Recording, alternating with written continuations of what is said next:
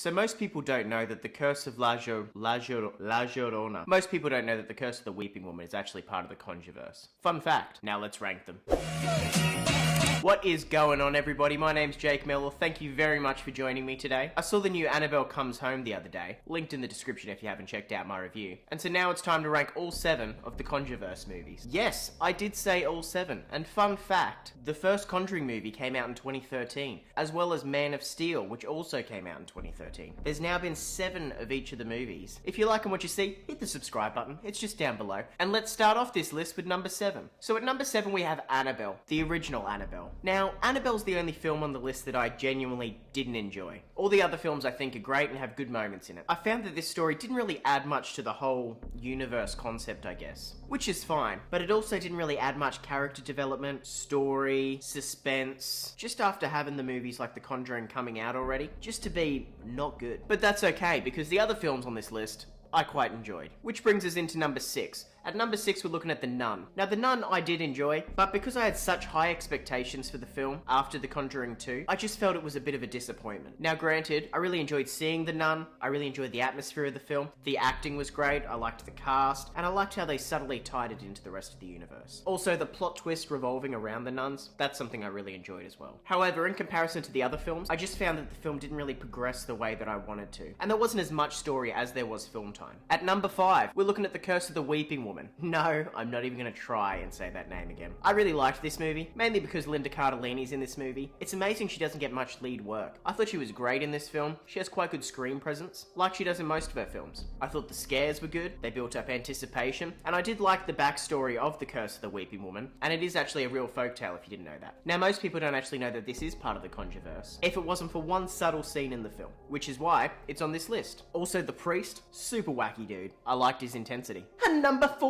At number 4, we're looking at the most recent film, Annabelle Comes Home. Now, as I said in my review, I liked this film. It had great cast, and it kind of had that haunted house vibe, which I really enjoyed. What puts it at number 4 for me, though, it just didn't have as much story progression, didn't have as much mystery and intrigue. It, to be honest, didn't have much story at all. But however, it's still a good film, and if you like your horror movies, or you just like the Conjuring films, definitely go check it out at the cinemas. Alright, now before we get into the top 3, I know what you're thinking. I am repeating myself, but that's because in horror movies for me these days, I only need 3 things. I need a bit of mystery or intrigue, I need compelling characters, and I need some suspense in the film. Because at the end of the day, it is a horror movie. Its intent is to make you scared. Which is why I really like these top 3 films, because I feel all 3 of these do this. And so at number 3, we're looking at The Conjuring 2. This was a good film. It had my favourite horror movie character, which is the nun, which is why it's a shame the nun wasn't as good as I was hoping for. This story was very similar to the original. It revolved around the Warrens, going to see a family that was haunted, figuring some stuff out. Now for me, I found it had a good enough story, it had some intrigue in the film, the old man, you know what I'm talking about, and it had some quite good eerie moments with some jump scares. The reason it's number 3 though, I did find it dragged out a little bit, and it did repeat a lot of the cliches that the first film did. And so speaking of the first film, we got The Conjuring at number 2. Now I can 100% see if The Conjuring's your number 1 film.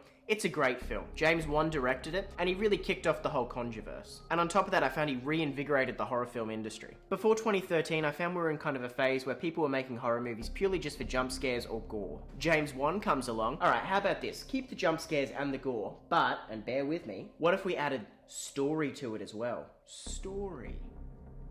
You think people are gonna like that? You know what? It's worth giving it a shot. And they were right, because people have become insensitive to gore and stuff now. You need that mystery and compelling story in your horror films. And if this movie didn't come out, well, firstly, we wouldn't have gotten any of the Conjuring films, but also we wouldn't have gotten such great films as It, because it's one of those films where it's a good film, but also has compelling story. I know there's a book about it already, but I think the studios might have looked at The Conjuring and gone, hey, we could start making films that have a good story behind it, which it does. Alright, so now number 1, if you're following the list and you know what's missing, it's pretty obvious. My favourite film in the Conjuring universe is Anabelle Creation.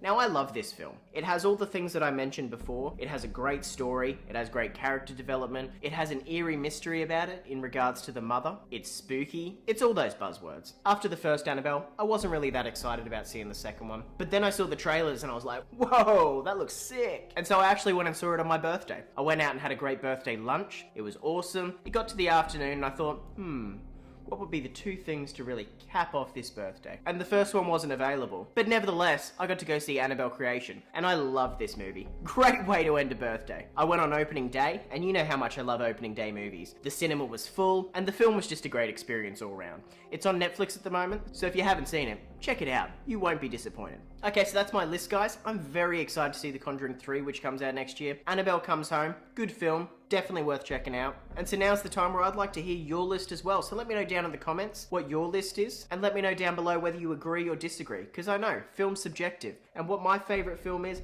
might not be your favourite film. And if you've made it this far, maybe it's time to leave a like, maybe consider subscribing down below. And if you're already subscribed, thank you for joining me, thank you for being a part of my channel. It's now that time of the month where I do my video I look forward, which is where I put into a nice little package all the movies that are coming out next month, so then you can start preparing your schedule around that. We don't have a lot of movies coming out next month, but I feel like this is going to be one of those quality over quantity months. So stay tuned. Thank you guys so much for being here, and as always, work hard and be lucky.